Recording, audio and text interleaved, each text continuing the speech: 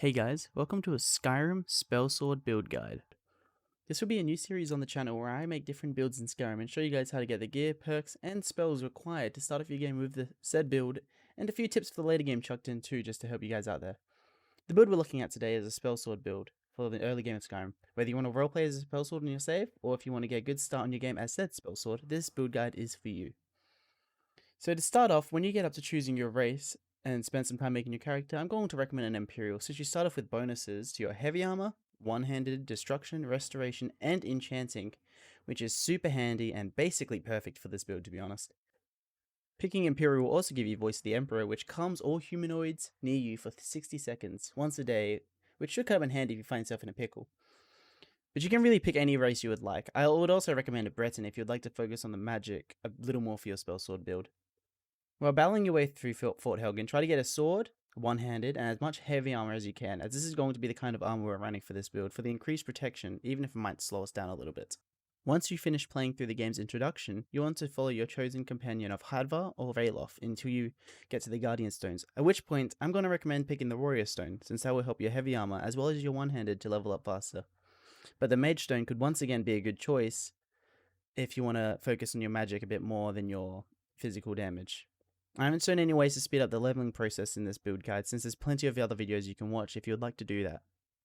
Once you're done picking your stone, you can pop into Riverwood, the first dragon-free town in your adventures.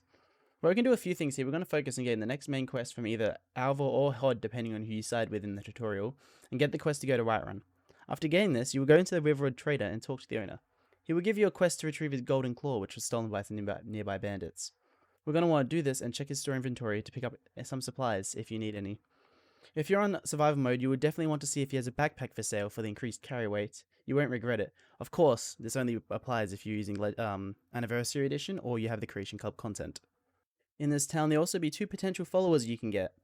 Fyandal or Sven. They have a small quest based on their love triangle with a girl in the village, which you can sort out, after which you will get one of them as the companion. I personally recommend Fyandal, as he seems to always keep up a bit and be a bit stronger than Sven, at least in my playthroughs. By now, if you have leveled up at all, you're going to want to spread your perks among Restoration, One-Handed, and Heavy Armor to focus in the early game. The latter being more important than you might think, and some spells you're going to want to keep an eye out for in the Restoration School of Magic are Close Wounds and Sunfire, though you won't be getting them until a later game. Sunfire is great if you want to play Restoration a bit more offensively and maybe use it as an alternative to Destruction.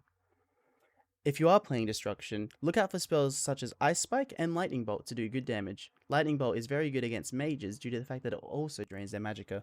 After you sort that out, instead of going to Whiterun like Alvor and Hod want us to, we're going to go straight to Bleak Falls Barrow and go through the dungeon and get the golden claw to give it to the owner of the Riverwood trader. At the end of that dungeon, the boss will drop an item enchanted with frost damage. Once we head to Whiterun in Dragon's Reach, we will disenchant that and apply the enchantment to our sword to keep it viable.